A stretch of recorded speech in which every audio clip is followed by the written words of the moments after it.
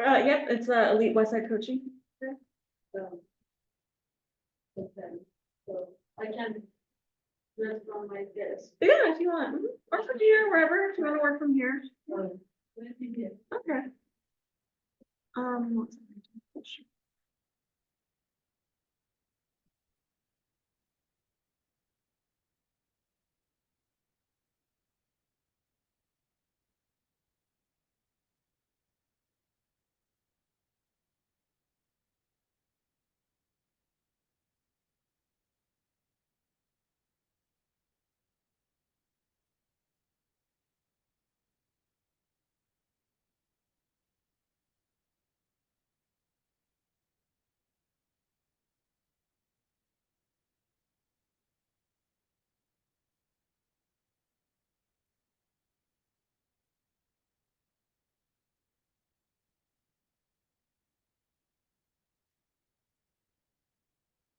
Good morning. How are you today? Good.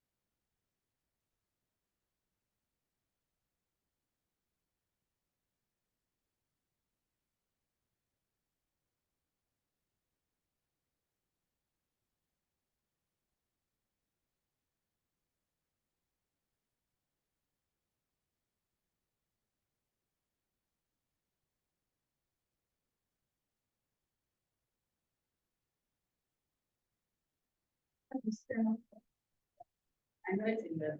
That's why I was asking you first. Oh, yeah.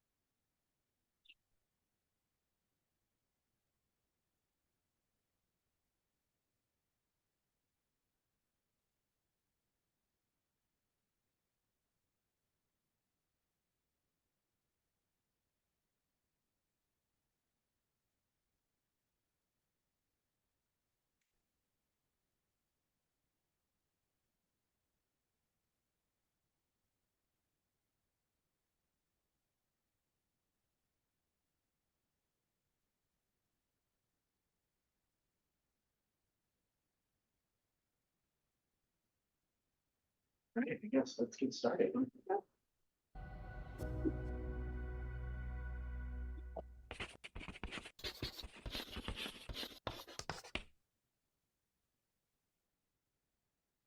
Hi, this is Brian. Welcome back to Philosopher's Notes TV. Today, we've got another great book, Make Your Bed by Admiral William H. McRaven. Subtitle, Little Things That Can Change Your Life and Maybe the World. Make Your Bed. This little great book is based on a commencement address that Admiral William H. McRaven gave to the University of Texas at Austin, right down the street from where we are these days, about 30 minutes away. The commencement address was put on YouTube. It went viral. Tons of people watched it. And then this book is basically the extension of the 10 ideas that he shared to the graduating class of UT Austin, I think in 2014, on what he learned going through his Navy SEAL training. And he unpacks those basic ideas. We'll link to the YouTube video below in this great book. Shares some stories, some wisdom, great storyteller. It's a crazy number of Amazon reviews. 5,000 five-star reviews. I add my five-star review to the mix. It's a fantastic gift as well, particularly for young adults or anyone who wants a really approachable, wise collection of wisdom that's super practical and told within the context of truly an American hero. So Admiral McRaven served for 37 years. He retired as the head of all U.S. Special Forces operations. He led the pursuit and capture of Osama bin Laden and a ton of other stuff. Truly an American hero. This book captures some of his ideas. And actually, the next episode we're going to share another one of his books, his autobiography called Sea Stories, which is also fantastic. So as always, Philosopher's Note, 6-page PDF, 20-minute MP3. We've got 600 of them. Check it out. Optimize.me. Free 2-week trial, etc. For now, make your bed. That's lesson number 1. What he told the graduating class, hey, make your bed. Start your day with a win. Start your day with a completion. And he tells a story in the book about how when he was a young ensign in the Navy, had to make the bed perfectly. Corners need to be tucked in. The blanket needed to be nice and tight. The pillow needed to be at a perfect 90-degree angle. The instructor had to be able to snap a coin off of it. It was so perfectly made, right? Why? Because discipline matters. Doing the little things matters. And as McRaven tells us, if you can't do those small things well, good luck doing the big things.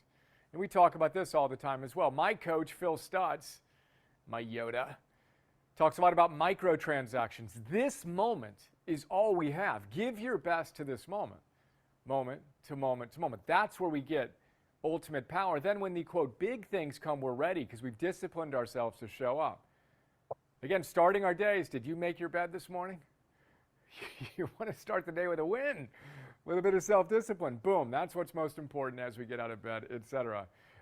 David Allen, Getting Things Done, one of the world's leading productivity experts, he says the same thing. When I interviewed him, he said, look, this sublime, everyone wants to go straight for the sublime, but they forget that it's through the mundane that we reach the sublime. It's through the little things that we're able to connect to the best within ourselves. So, make your bed. We're going to talk about rising to the occasion and working your protocol. You want to have a protocol. You want to have a set of things that you just do on a daily basis. And that protocol can help you get through the hard times. When everything else is kind of blown up, you want to have certain structures in your life through which you can focus your energy and show up and do your best. And making your bed is the first lesson here, the first lesson to embody a la Admiral McRaven's wisdom from his Navy SEAL training. The second idea here is life's not fair. So there are 10 ideas in the commencement address and in the book.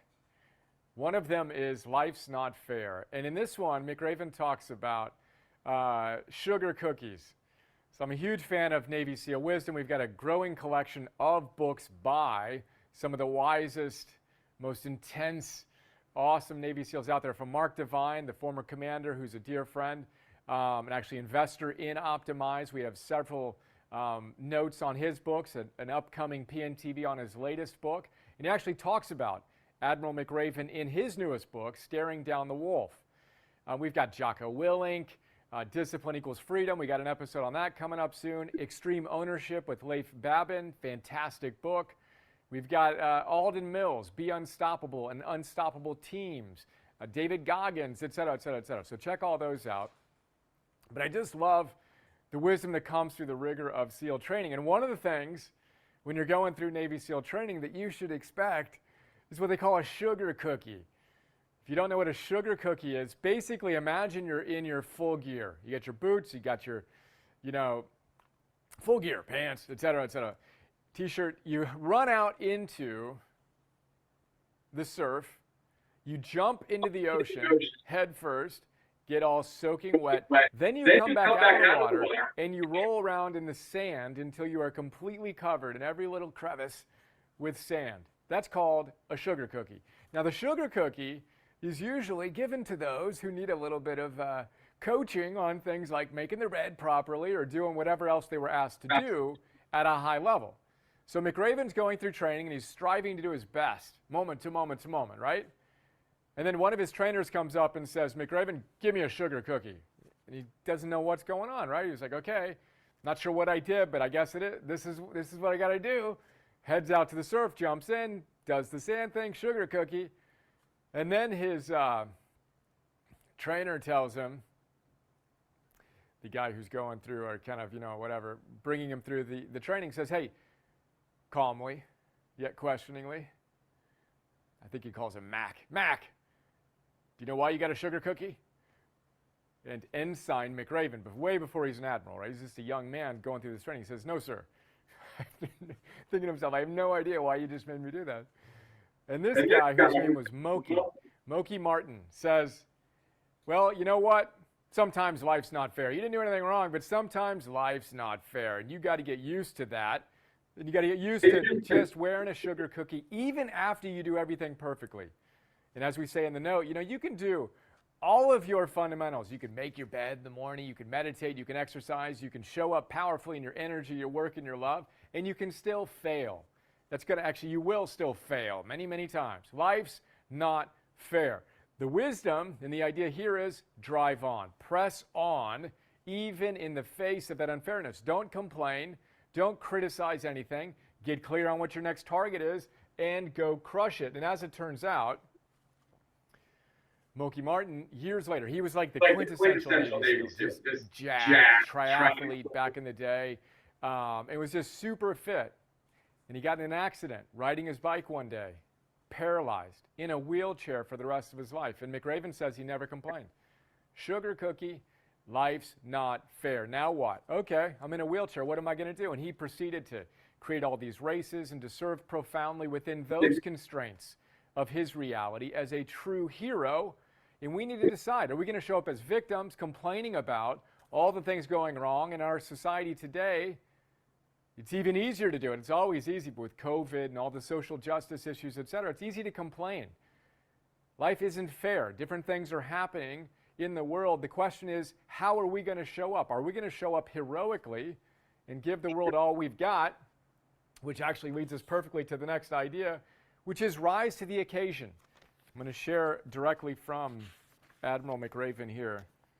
First, we'll go back to making your bed. He says, making your bed will also reinforce the fact that little things in life matter. If you can't do the little things right, you will never do the big things right. Then we've got at some point, so this is from a chapter called Rising to the Occasion and Being Your Best in the Darkest Moments. He says, at some point we will all confront a dark moment in life. If not the passing of a loved one, then something else that crushes your spirit and leaves you wondering about your future. In that dark moment, reach deep inside yourself and be your very best. Be your very best. Again, optimize comes from the Latin optimus, which means the best. Everything we're doing here is to try to help you more and more consistently be the best version of yourself. And we need you to be the best version of yourself when you're in your darkest moments in particular. And there's something powerful about being the type of person such that the worse you feel,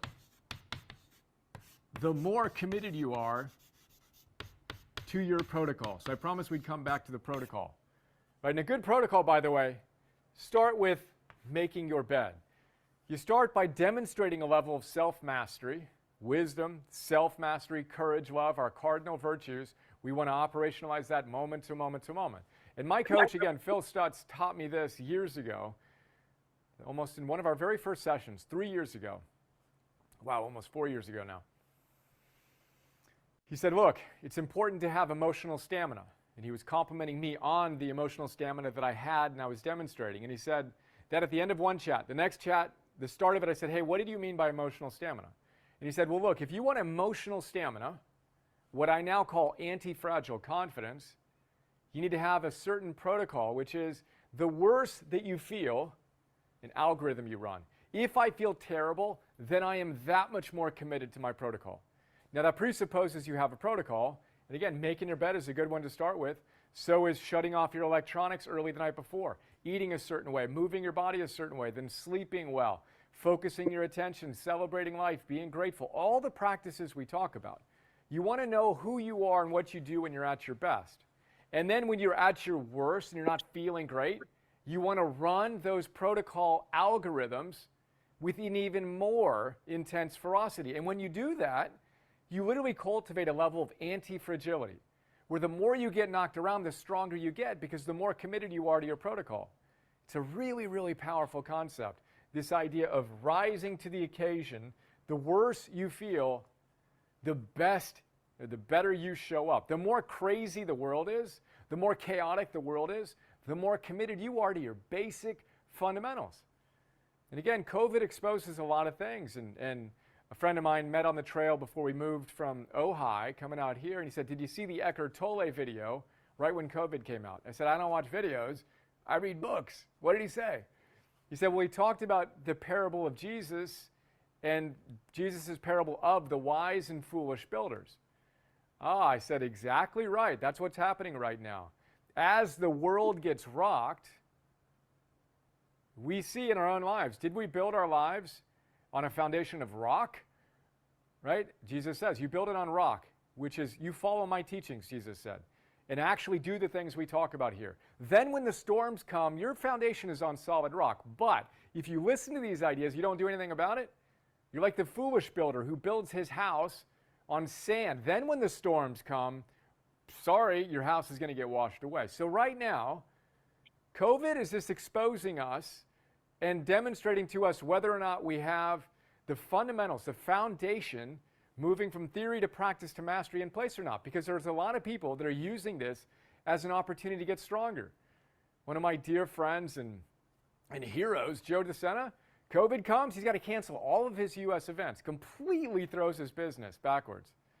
Right? What does he do? He trains 3 times a day. He gets even deeper into his practice. He gets in the best shape of his life because he knows he needs to rise and be the best version of himself when the world and his team needs him the most.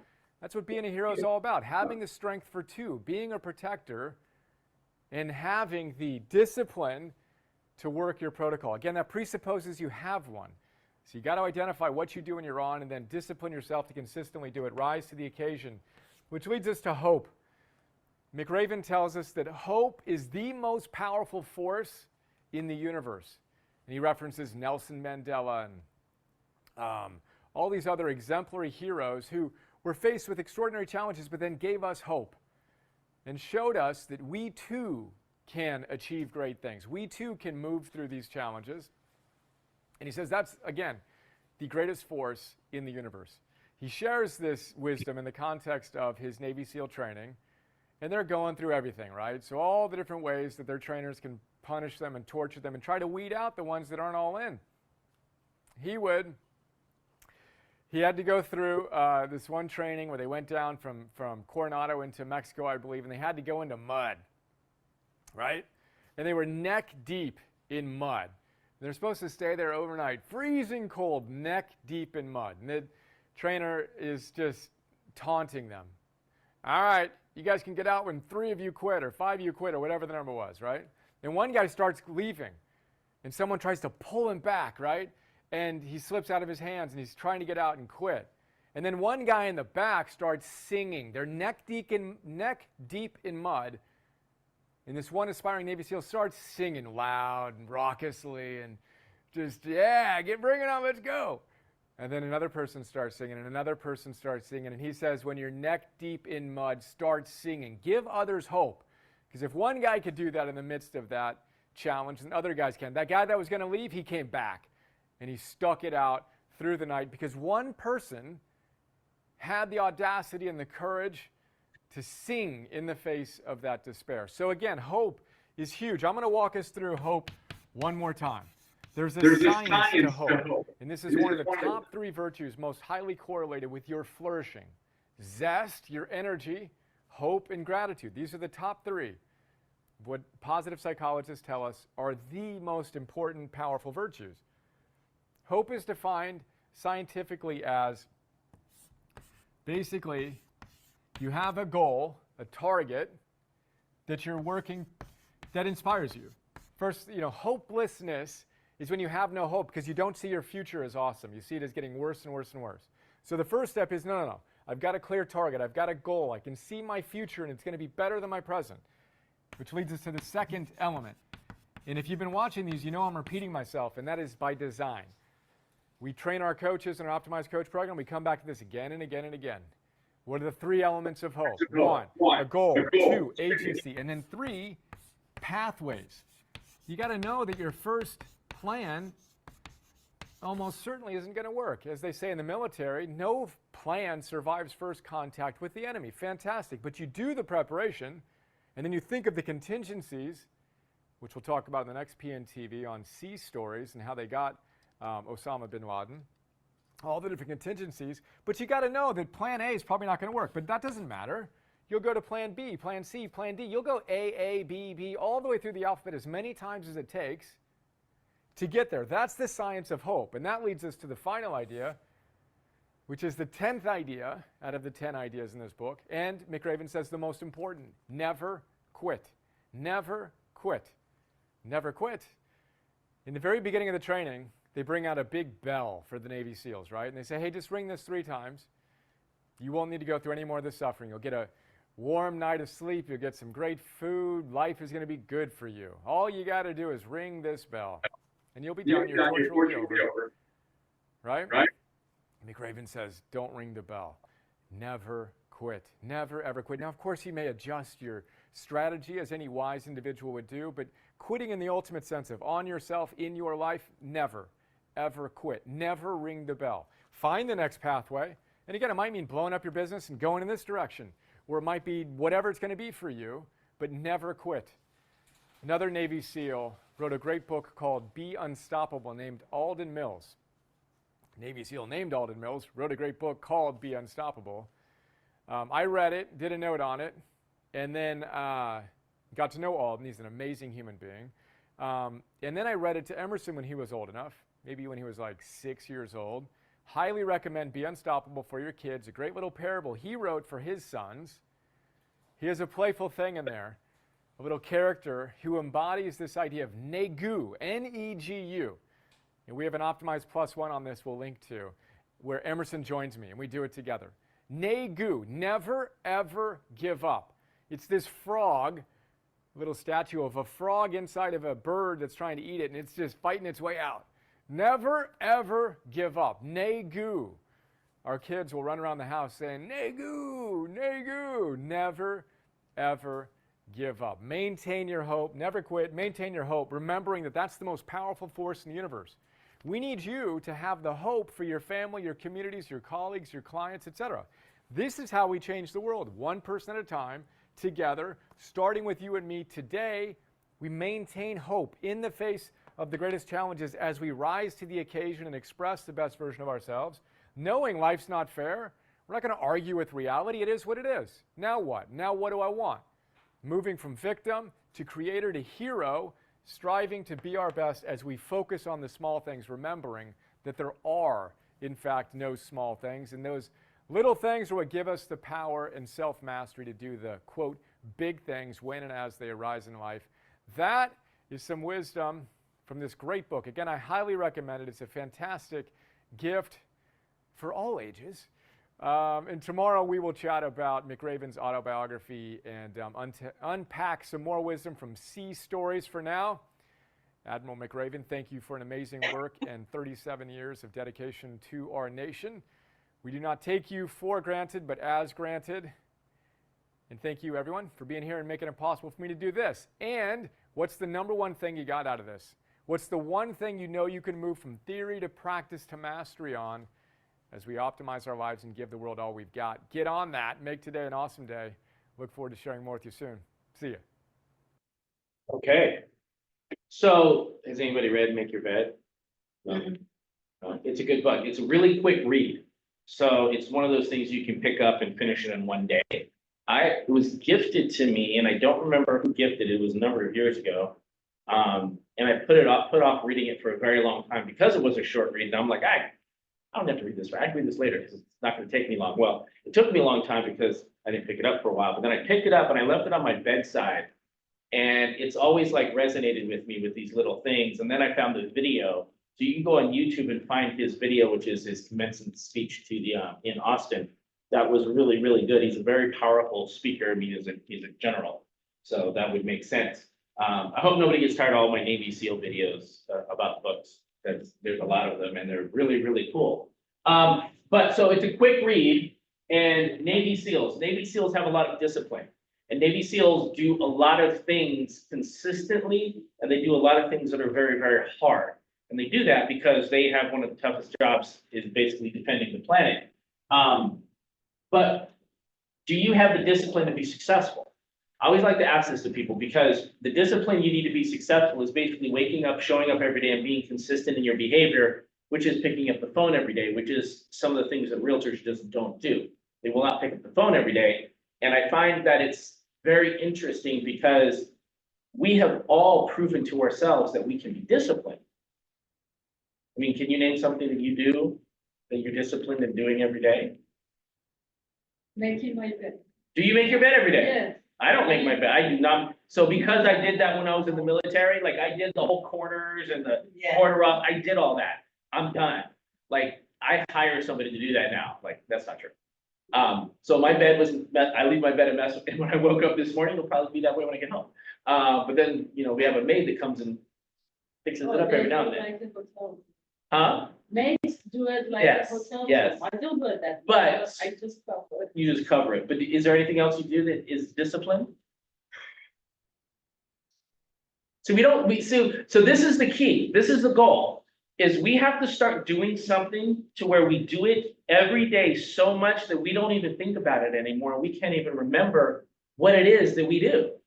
I'm like, so one of the things that I do every day is I shower every day. Shower every day.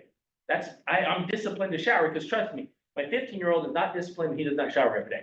I have to go tell him, like a drill sergeant, go shower, because he just doesn't want to do it. But I shower every day. I brush the teeth every day. I rinse my mouth every day. I go to work every day. Like there are things that you do that are disciplined. You know, you could probably go through your life and like track everything you do. You can find something that you do that's disciplined.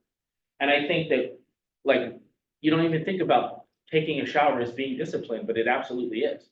And it's because you've done it for so long. And I remember just going back to my 15-year-old, is that I think it was last week, you know, I was walking downstairs and I went up to my wife and I'm like, oh, hey, he's in the shower. I didn't have to say nothing to him. And it's like the discipline's starting to kick in. And so if you do something over a long enough time horizon, you will become disciplined at it. It's just really hard to do the picking up and making the phone calls thing, because the return on investment is so far away. So that's one of the things I like about the Navy SEALs and the discipline. Start your day with a win. I always try to start my day with a win, and I always try to put something positive into my mind to start my day, because you just never know where your day is going to go.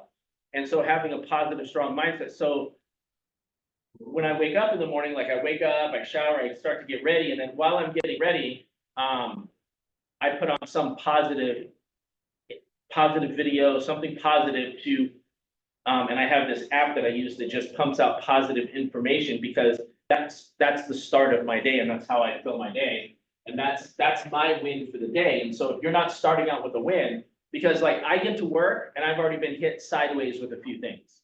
Like I've already had 3 agents contact me, like somebody's like, I don't know how to get a buyer broker assigned, or no, I have a buyer broker assigned and how do I enforce it? And I'm like, like that's new stuff. Like, and so like I'm getting hit sideways with things, but I already have a positive start. So I'm already starting from a really, really great place. When he talks about this moment is all we have.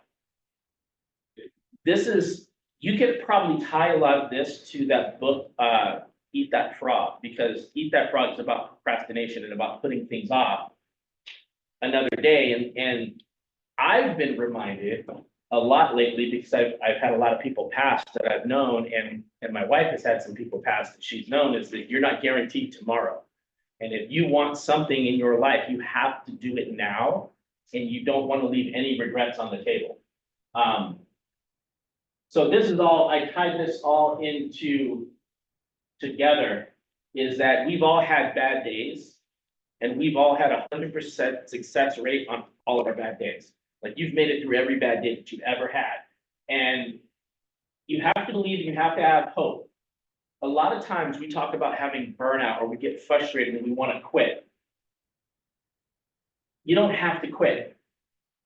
If you have burnout and you want to quit, the one thing that I found is that it's probably based on your goal and what you have to go after. You either think it's out of reach or it's not big enough. And so you're like, well, why am I going to do that anyways? I'm never going to make it. That you find that happening like right now. Most people who had a New Year's resolution, I don't really do New Year's resolutions for this reason, is that you start a New Year's resolution, like 3 weeks in, you're done. You're like, I'm done.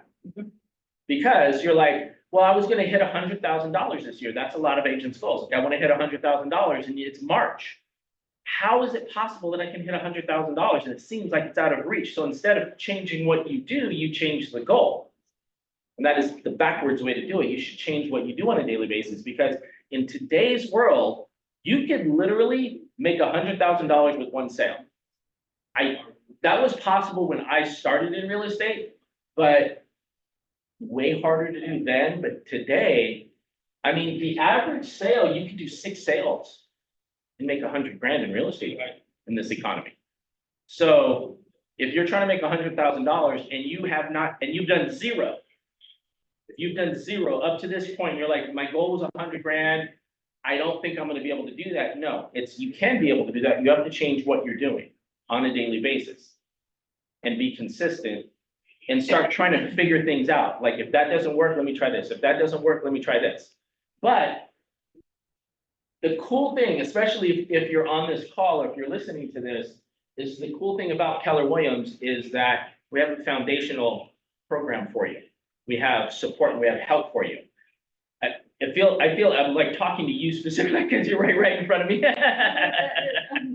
No. So if you're trying to hit $100,000 in the next, 9 months, you have to build your foundation. We talked about building the foundation. Oh, can we hear his speakerphone? You yelling at me. So you have to build your foundation. And from my experience of the program that I've taught agents, the foundation is mindset, online presence, and the database. It starts with mindset because you actually have to believe you can do it. You actually have to understand that it is possible, that if anybody that has ever looked like you or been anything close to you has ever done anything like that, then you can do it too. And so you have to actually believe you can do it. And then you have to put an online presence together, because you are a brand, regardless if you think so or not. But when people are starting to be interested in using you, they're going to look for you online. And if you have competition, they're going to search you in your competition online.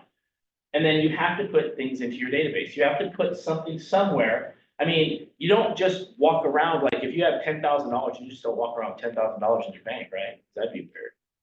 I guess some people do, but you have to put your money in a bank. Well, people are money. People are data. And your database is your data bank. This is where you put everybody, and this is where you go check on your money every day, and you call them, you see how your money's doing, and you just follow up. And if you get this big enough, it will produce any number you want at the end of the day. And so right now, I tell everybody, you have to start out with 300 people. We all know 300 people. And yet somebody challenged me and figure out that they don't know 300 people. You have to be willing to talk to all these 300 people though, and that's where I find a lot of people will stop short, like, well, I don't want to talk to that person, I don't want to go back and deal with that person, I don't want to talk to my family. And that's something that in your business, you have to be willing to do this. And it's not about your family using you, it's about your family telling other people about you. I found that out firsthand when I first started. Life is not fair. I love this because I learned this with my children is that, they're like, that's not fair. Like if you have siblings or whatever, they have siblings, like, that's not fair. She got to do this. That's not fair. He got to do that. That's not fair. And the way I explained it to them, which was not popular, is that I said, guess what? Life's not fair for anybody, which kind of makes it fair, right? If you really think about it. But you say it's not fair for anybody. And if it's fair for somebody today, it will probably not be fair for them in the long run. And so it's just not fair. Nothing is given to you. And this kind of goes with the moment thing. Nothing is given. Things may seem easy, and I always tell people, like the whole keeping up with the Joneses, and that person seems like they're doing so good. If you go on social media, you'll find so many people doing so well. People are doing so amazing. The really cool thing about my position is that I can look up everybody's production. And so I see people, oh, I sold this, I did this, I did this, I did this. And I'm like, yeah, no, people aren't doing as good as they think they are, but they have to put that out there, because it's the online presence. When people search you up, are you doing well? And there are ways, if you're a new agent and you have not sold a property, that you can create an online presence for yourself to help yourself grow. And then the part that is the most important part is the showing up. And we talked about that a little bit, is showing up consistently for yourself, no matter what. And you don't have to show up 100%, you just have to show up. Give me 10%, 25%, 30% today, and then try to give me more tomorrow. And then if you keep showing up and you're consistent in your behavior, and you're consistent with your mindset, if you're consistent with your database, you're consistent with your online presence, it's really, really hard not to fail. The problem is that it's easy to not do all this stuff. It's easy to do, but it's also easy not to do. So we make choices in our day, and a lot of times we choose comfort, and comfort is not the best place to be because comfort's not going to get you anywhere. Anybody have any thoughts on this? Who do we have on here? What's it? Everybody's online today. Nobody showed up. What's with that? Well, you guys know. What do you guys think? Mitra, you're in the room, so like, what do you think? Well, I agree with you 100%, and should never give up. And yeah, mindset is very important, especially when you wake up. Mm-hmm. You have to be in a good mood, energetic, hopeful. So yesterday I had some showing and people came, and today I woke up. I didn't say I hope they bring me offer. I told myself, I'm wondering how much is going to be their offer. There we go. So that's what I said first thing in the morning to myself. That's reframing what it could be. Right. Yeah. I like that. I like that. And how much was it for? Well, the house is 6.5. Nice. Is this your Yeah, your it's list? my, Okay. it's my, Nice, nice. And so you're getting some traction on it. I do, yeah. I mean, yeah. Some are just, I think I would say they're browsing, Mhm. but, God willing, 2 people were interested in it. Okay. What do you think your biggest obstacle is with this property right now? People are telling me it's the price The or price? maybe some data issue. What is the comps in the area? Are they close to your? Oh, it is, I mean, Good. it's hard. We are the second lowest in that 1/3 of the radius. Mhm. The other houses are 9 million, 14 million. Just next to our house is 50 million. So it's a very private. Very affluential neighborhood. So what type of buyer would be interested in that property? The buyer that are looking for privacy. Privacy. Okay. So high net worth individuals, probably. So what could you do to increase the exposure and the attention on this property to find high net worth individuals? I wish I had the phone number of this famous CEOs, executive people. So you don't have that. What would be the next best thing? The last time you told me I should make a phone call to the neighbors. Yeah, call the neighbors. Have you tried that? No, I did not. Okay. But I have to get, yeah, I have to contact the citation. Can you door knock the neighborhood? I wouldn't, You wouldn't, but can you? because, I mean, I don't know, I don't feel comfortable to do it in that neighborhood. If the house is $9 million, or you're gay dad, or, you know, So why? Why don't you feel comfortable? I think one of the reasons they chose that area, they don't want to be bothered with anybody. So you know that. No, I don't know them. So how do you know that? Or are you just guessing? Just- Yeah. So you're creating a belief that may or may not exist. So that's mindset. Right, So if you knocked on the door and they were like the $50 million house, you knock on that door and somebody answers the door, the maid's gonna answer the door, let's be honest. And they're gonna go get the owner, and the owner comes up and they goes, oh my God, you're the one represented. I would love to buy that because I was thinking of expanding my property and taking up more property on this street. I mean, would that be possible? yeah.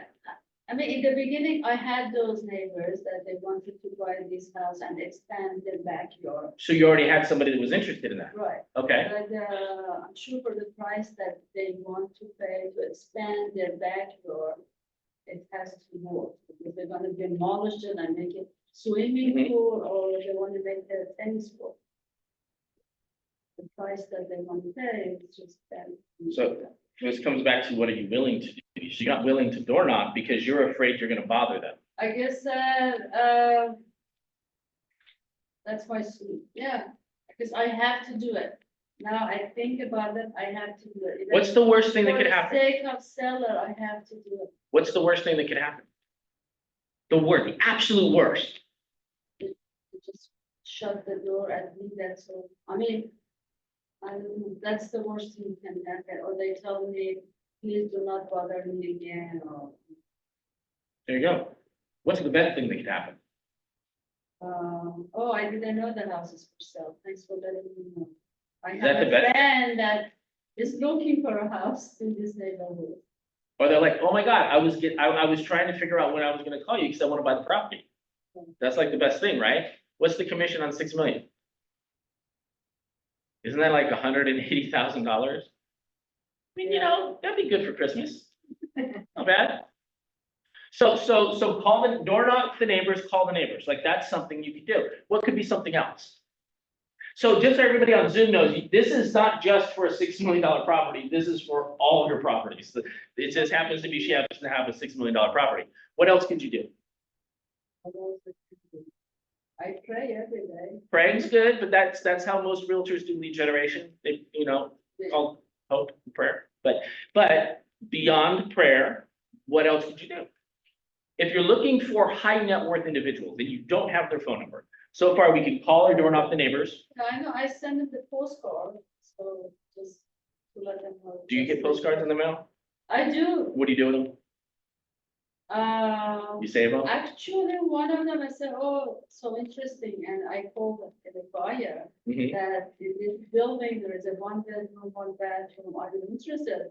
And he said, yes, he's interested, but he ended up too late, because he was a young fellow. Yeah. He didn't feel comfortable to put all his money down to one thing. So the postcards haven't worked. How much a postcard cost? 200 to 500. 200 to Depends $500. how much is the radius. I think radius, $1.63, I guess. Or $1.63 per dollar, card. yeah, because I wanted to ask them to send us the biggest, not the as tiny one. I want the super, Do you know what the biggest and most freest postcard is? They can go to more people than any postcard you could buy. just free, you mean? It's a free postcard. I- Oh, online. It's on Facebook. You can do a post on Facebook and then you can put it on Facebook and just post it, but then you can also share it with all your friends. and then you can share it with other people, and then other realtors see it, and it could go like way further. Like if you Yes, put, there's a button says you want to be public or friends, yeah. So I well, you can go to all your friends on Facebook and private message them and send them a picture of the house or a copy of the link of the post that you made and say, hey, I just got a $6 million property. I'm super excited. If you know anybody, I would love for you to share this information with them. Don't sell it to them, because they'll be like, stop selling me stuff, Mitra, I don't like it, I'm gonna block you. You don't want that. You want to say, hey, if you know someone, can you share this information with them? And that does two things. That possibly gets them to share it with somebody else, but it also makes you look like a baller. Because you have a $6 million listing, and if you're sharing with other agents, most agents, like 90% of most agents don't have a $6 million listing. And it's gonna make them a little jelly, which is kind of cool, but it's also going to make you look like a massive agent that's actually doing things out there, because very few agents are doing things right now. So that's one way. But there's also one other way that you can expose your property and to get it in front of high net worth individuals. Any idea? So what you can do is you can go do a search of all the sold properties around your house in the last year. Do a mile circumference of all the sold properties that happened in the last year, and then you call all of those agents. And you say, hey, I noticed that you sold a property on Via Katana last year, 6 months ago, and it looks like you got top dollar for it. I would love for you, if you have a client for my property, and send it over to them. No, I'm comfortable to call them. You should absolutely do that. It's a great idea. If I had I've never had a $6 million listing, so I'm one of those guys that's like a little jelly. So if I had a $6 million listing, my day, because this is a $180,000 commission, my day would be packed with calling everybody on the planet. Because if you can actually go in Keller Williams Command, and I don't know where this is exactly, but I can find out for you. There's a way you can see who's coming, who's the #1 import from the states, like which states are coming to LA more than other states. You can actually see that. And so like, could people that buy 10, 20, 30, $50 million high-rise condos in New York City be interested in your property? Maybe, but you can reach out to all those agents in New York City. You can reach out to agents in Dubai. You can reach out to people in Spain, because Spain actually is selling 50 to 100 million properties by Lamborghini, by Dolce & Gabbana, which is wild. So it's like an international prospect could possibly be interested in your property. So like my day would be calling literally every agent on the planet just in case they didn't see my listing. Because honestly, I don't know if somebody in New York is going to see my stuff. You mean other countries? Absolutely. We can reach them? We can. Absolutely. The guy from Spain. I know. But, I mean, How do you think we reached him for him to come here? Like, he was here because we reached out to him. There's so many ways to connect with people outside of the country. And those people, like we had a person buy in Spain. So why can't someone from Spain buy here? And he would be a great person to say, hey, I have this property in Hollywood Hills. I don't know where it's at exactly. And you send all that information to him. So he sends it to that Keller Williams office. A lot to do. Yeah, I mean, I see people coming from Austria. Yep. From Italy. Yep. I have From another Lebanon. suggestion. Absolutely. Go for it.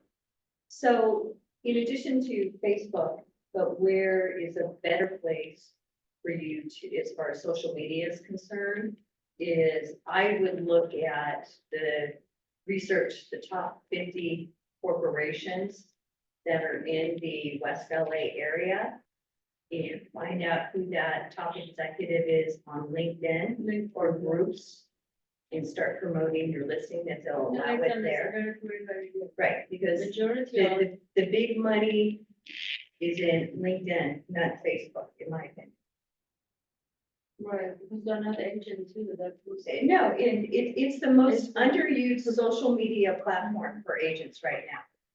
If you're looking to do business, it's great to advertise on Facebook. That's where your friends and your family and, but it's mixed where when you're looking at LinkedIn, you're much more apt to find somebody that, is making $1 million a year that can afford that. Absolutely. Or see if you can start, and this is just another way to build your business. It's just, don't, and I'm not saying that you are, but don't be narrow-minded enough to just say, I'm just looking to sell this house, but build that network of high executives. See if you can get in and to the HR person, do a buyer presentation to say, so it's just some options. And if you knock on a neighbor's door and you say to the neighbor, hey, I have the house next door for sale. And one of the things that I'm willing to do that most agents don't do is, first of all, I'm willing to knock on all of your doors to find out if you know of anybody. But there's things that I'll do for my clients that most agents won't do. Do you have anybody that you know would be interested in the house next door? And so doing that, it exposes you to them seeing and going, oh, wow, because not a lot of realtors door knock. It's a great idea when it starts, but then they don't continue on and they're not consistent with it. And most people don't do it for the exact reason that you told me you didn't want to do it. And so there's nothing wrong with that. But when you create yourself being an outlier, being different, that's usually those people that are high net worth, they are attracted to that because that's how they got to where they're at. It's because they were an outlier and they did things that most people don't do. So when you take yourself out of the box and you can show a little bit of aggression when it comes to business, you may even get another listing because they're like, I really like what you did with that house. Could you do it with mine? Some neighbors told me that, but in a couple of years, they're gonna contact me. That's right. You just keep contacting them every day. Is it conducive to hold a party there or a get together there? What's it like inside? Yeah. Is it? So why don't you do a broker's open? And invite all the high net worth agents that are out there that have people for it and have a little party. Yeah, it should be like after 6 or 7. Absolutely. If you It's want, more beautiful. we can talk about it. Show me what it looks like or whatever. We can talk about it. Maybe we can help you put that together as an office and promote it. No problem. How you doing, Joseph? Good, good. How's business? It's okay. I was at an open house yesterday Uh-huh. and, this guy really liked that house Mm-hmm. and, he said he really wants to work with me Mm-hmm. and, I'm working on a couple listings. I sent them the listing agreement. Yeah. One of them is, working on getting a financing, Mm-hmm. working on financing to buy another property and that one he wants to work with us. Yeah. And another one is in some other city, and I have to contact him because he hasn't signed anything yet. Yeah. But he looked at it, because I looked at the PowerPoint. So you sent the listing agreement? You didn't do a listing presentation? It's in it's all the way in Richmond. Okay. So it's in- I drive that far for a listing. Yeah, Would you? I should tell my mentor that we should go there. Yeah. And what did she suggest? She's there just to send it. Okay. Um, Well, I'm not gonna push back against your mentor. We can talk about that later. yeah, But well, let me know how that goes. yeah, and then another month from now, somebody else wants to meet with me. Uh-huh. I've been working with them for a year now. Yeah. And I'm also working with a lot of buyers getting pre-qualified right now. I do have hope still, but I didn't, I don't want to lose hope. I've been I've had my license for a year and a half now. Yeah. And I've done 2 deals already, but they were low offers. Mm-hmm. And You said you recorded yourself, didn't you? yeah, You still have that? yeah, Let me listen to it today. yeah. When we come to your office, Yeah, we can, I'll touch base with you after. Let me just organize myself after this and then let me listen to it. And I'll give you some points. So I think that would be important. Does anybody else on Zoom have anything? Any thoughts, any questions, concerns? Anybody? Everybody's just listening today. So I mean, we'll wrap it up with this. So the really cool thing about real estate is there's no ceiling to your income. You can make as much money as you want to make. It really comes down to what are you willing to do and what will you do on a daily basis. I know agents that make $250,000 and they're happy and they stop there. And I have an exercise that I do that think I'm done with you in the room. But, you want me to do it with you? I don't know if it was me, but okay. Sure. So. I don't know how to Let's see, I don't know, do it. this has worked out well the last time I did it. Let's see, I'm gonna end with this. We'll end with this. What's the most amount of money you wanna make in real estate in 1 year? Honestly, I want to make $500,000. 500,000. You wanna make 500,000? Are you sure? If you made $500,000, would you be happy? Or you wanna make more? No, I'm happy. You're happy with 500K? Okay. Okay. So let's talk about so do you own your house right now or no? Yeah, I have a condominium. You condominium, okay. So your ultimate house, what kind of house would you want? How much would you have to pay for your house? If you wanted to upgrade your house and have the best house ever, this is the last house you'll ever have. If I want to buy another house, you mean? Yep, how much would that house be? Yeah, I guess for my budget, I wouldn't go more than. Well, no, we're not talking about your budget, we're talking about ultimate, like this is not, your budget off- 3 million. 3 million, okay, 3 million. 3 million, what kind of car? Your ultimate car? Tesla. Tesla, so that's 120,000? I don't. I think it's around 120K. All right, what else would you want to, your dream year? What would you want to do for like vacation? What would your vacation be? Ultimate vacation, Honestly, anywhere other, I don't know, Italy, Italy, for how long? 2 weeks, Just 2 weeks? yeah. Sure. And I have to go, I don't know, How much do you think that would cost? 2 week vacation to Italy? if I want to be very, very good one, I'm sure at least 20,000. 20,000, okay. Italy. 20K. What's the mortgage on a $3 million house? It's like $1,000 for every $100,000. I mean, $1,000 for every $100,000 borrowed right now, or something like that. So. So let's say 30,000. 30K a month, just for fun. It's probably a little less than that. So what else? So your dream year, what else would you want to do this year? You got your dream car, you have your dream house, you have your dream vacation. What else is there? Well, another thing that I'm gonna have that, I'm gonna be happy, it's just peace of mind. Peace of mind. What gives you peace of mind? That, I guess when I'm doing something right, Mhm. I'm getting succeeded in that. Mhm. So that gives me a peace of mind that I succeeded, so. Would savings help you with that if you had a savings account? How much would be in your savings account to make you happy if you could put together in the next 12 months? That I don't know. 100 grand? I'm gonna learn. 100 grand. 100 grand savings. Okay. 100K savings. Okay, what else? For your next 12 months, the ultimate life, what else would you have to have in the next 12 months to be like, I'm happy. I don't need anything else. I'm good. What else?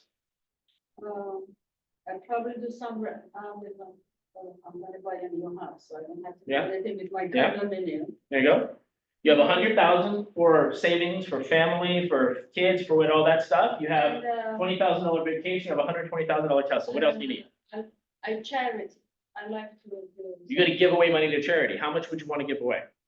If I make 500,000. No, we're talking about 500. We're talking about ultimate life. How much would you have to? Just in 1 year, I would go 10,000. 10,000. 10,000 in the entire year. 10,000 charity. Okay. Okay.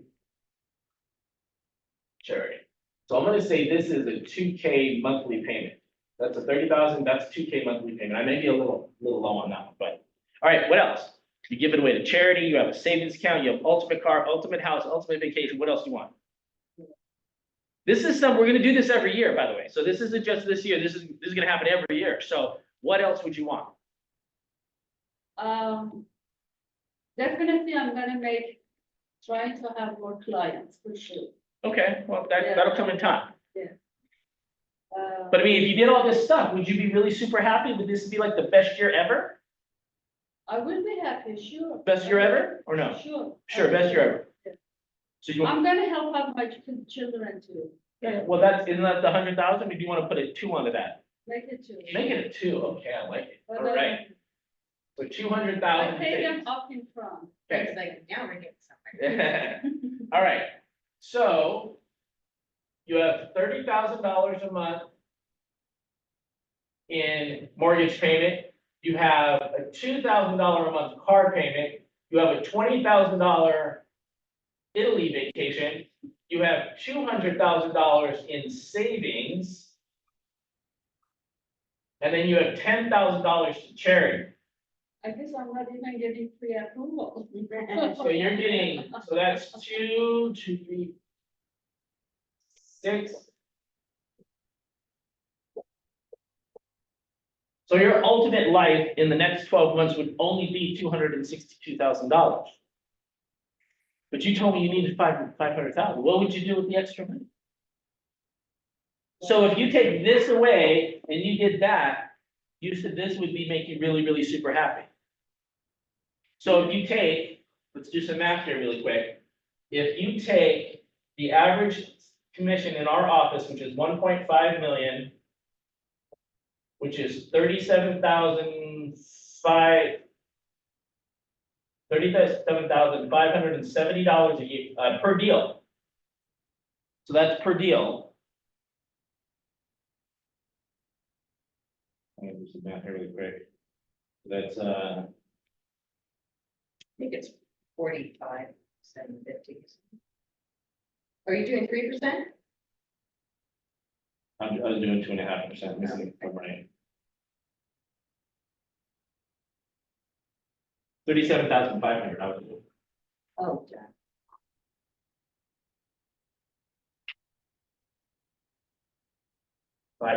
Okay. So we do 37, so we do this, let me see, 2.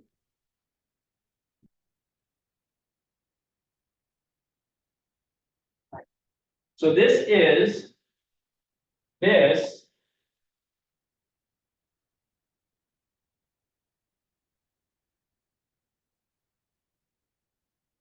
Seven deals. Only 7 deals. So this is based on what your average sale price is. So we can actually pull up all your sales from last year and figure out what your average sale price. Let's say your average sale price is $800,000. So that's 24,000. So we do 24,000. So we do 262 divided by 24,000. So that's not even a deal a month. So let's make it 12 deals to because this would be GCI. That would be GCI. So like all your fees and costs and everything. So let's throw an extra 24 grand in there to all your costs. So your ultimate life is 1 deal per month. Could you do that? What? I do, yeah, So you could do that. I could do that. You could do that. So if you do the math, the average person knows about 300 people, and 6% of that is gonna buy, sell, or refer in the next 12 months. So 6% of 300 is 18, so that's actually more than 12. So for most agents, or everybody listening to this, if you're not doing a deal a month, typically that's because you're not probably doing enough volume in lead generation to actually hit that number. If you do the volume of lead generation, that will get you to 18 deals in the next 12 months. Theoretically, based on stats and numbers and things that I have no power. Right. Is that helpful?